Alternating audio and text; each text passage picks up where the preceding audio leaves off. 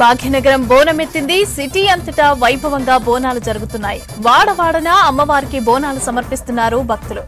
బలిహరణం, అభిషేకాలు, ఓడిబియ్యం, సారెతో భక్తులు మొక్కులు చెల్లించుకుంటున్నారు. ఇటు డప్పు సప్పుళ్లు, పోతరాజుల విన్యాసాలు, శివసత్తుల ఆటలతో ధూమ్ధామ్గా బోనాలు జరుగుతున్నాయి.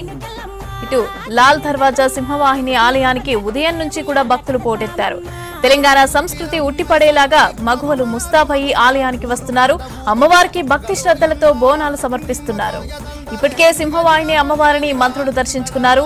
ప్రభుత్వం తరపున పట్టు వస్త్రాలు సమర్పించారు. ఎలాంటి అసౌకర్యాలు లేకుండా భక్తులు బోనాలు జరుపుకుంటున్నారని అన్నారు మంత్రులు.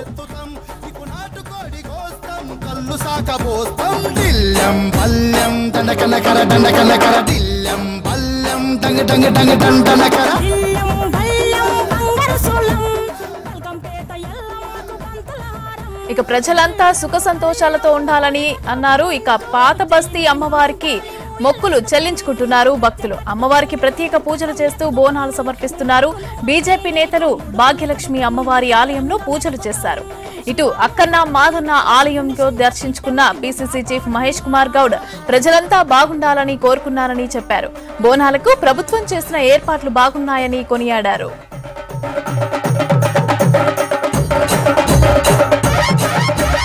పుట్టలను పుట్టినవు సింగిడి సింగిడి, పువ్వులల్ల పెరిగినవు సింగిడి, ఆ చండివి చాముండివమ్మ సింగిడి సింగిడి, చతుర్భుజాల తల్లి సింగిడి. సిటీలో పోతరాజులు, శివసత్తుల విన్యాసాలు స్పెషల్ అట్రాక్షన్ గా నిలిచాయి.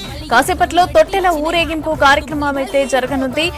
ఇక ఎలాంటి అవాంఛనీయ ఘటనలు జరగకుండా పోలీసులు కట్టుదిట్టమైన భద్రతా ఏర్పాట్లు చేశారు.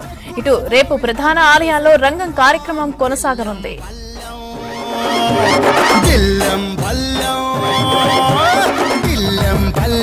హారతి పల్లెం నీకు మా ఊరాల ఎల్లమ్మ పాలతో తానం, బిల్లం పల్లెం బెల్లపు శాఖం ఆరగించి దీవించు సత్యన బోనం. పుట్టలను పుట్టి